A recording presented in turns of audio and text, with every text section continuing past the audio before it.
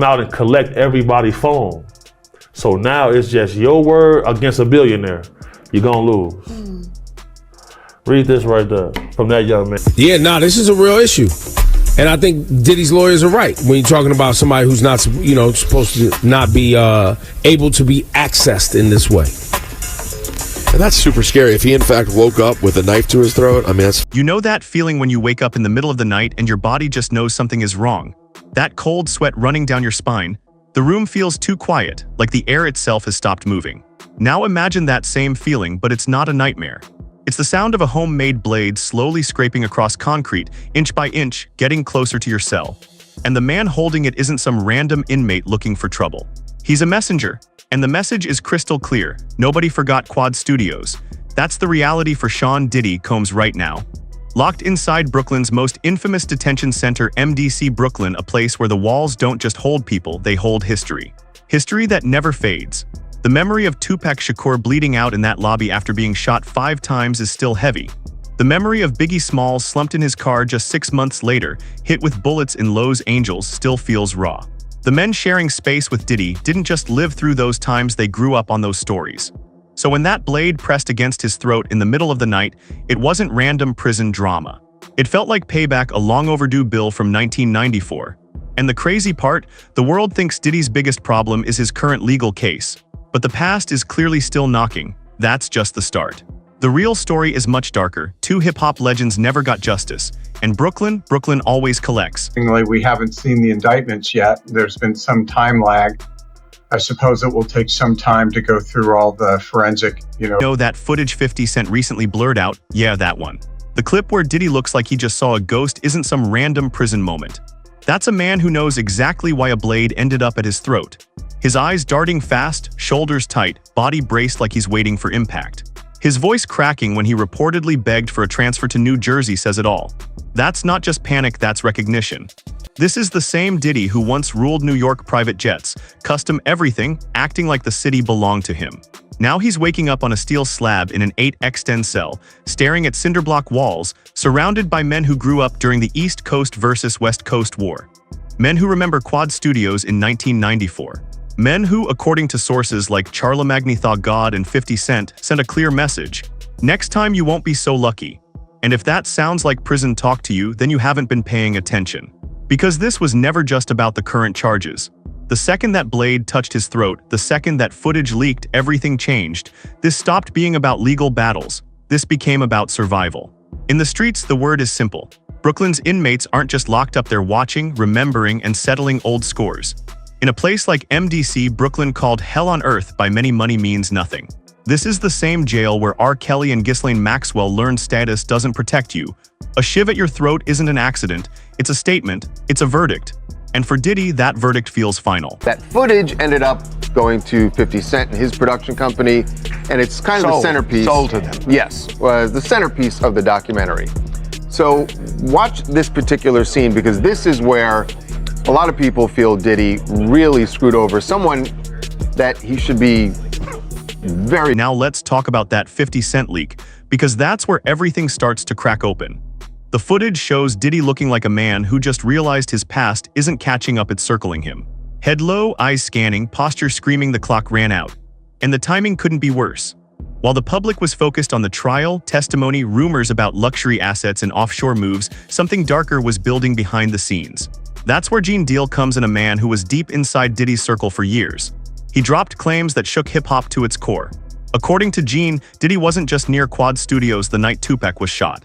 He says Diddy was there not to record, not to hang out, but to watch. Let that sink in.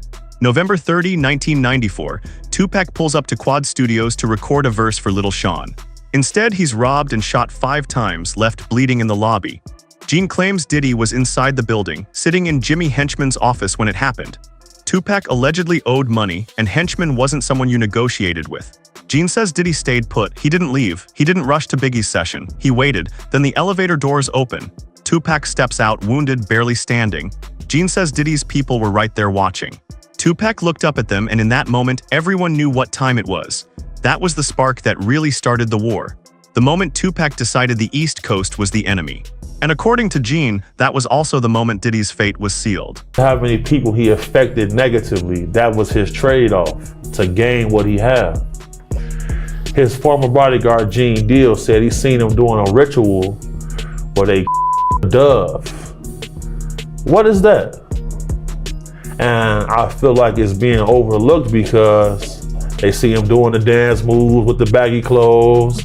You know, some of the ladies in his videos were trans. Fast forward to Las Vegas, 1996. Tupac is riding in a white Cadillac after leaving the MGM Grand when shots ring out. 6 days later, he's gone. For decades, the case stayed cold, no arrests, no closure. Until 2023, when Dwayne Keefe D. Davis, an alleged Southside Crips figure and possible trigger man, was arrested. Once he started talking, the story got louder. Keefe D. allegedly claimed Diddy ordered the hit Furious over Tupac's diss records. He said there was a $1 million bounty on Tupac and Suge Knight's heads. Things got stranger. Street accounts say Eric Zip Martin flashed a traceable $1 million check. Paper doesn't lie and trails don't disappear. As Gene Deal puts it, street memory doesn't fade either. Now connect the dots. Diddy is locked up. Keefe D. is in custody. Federal investigators have files, statements, and a recorded 2008 interview where Keefe D. allegedly said Diddy wanted Suge and Tupac gone. There's also a 2009 police interview repeating the same claim. Law enforcement has said Diddy was never officially charged or named a suspect in Tupac's murder that matters. But on the street level, his name keeps coming up not as paperwork, but as presence, motive, money. And now he's locked in the one place where the past never stays buried. Where the men in the next cell remember the diss tracks, Quad Studios, Vegas. They aren't just inmates, they're living memory. We're in the unit that was one floor above mine. You know, so in terms of like the setting, it's a fairly decent chance that the room I'm describing is similar to where Diddy is. Yeah. Here's the kicker. Diddy has been trying hard to get out. Reports say he's scrambling, pulling every string. One move that raised eyebrows, a reported letter sent directly to Donald Trump asking for a pardon. Trump allegedly brushed it off and even joked about it with reporters. But for Diddy, this wasn't funny.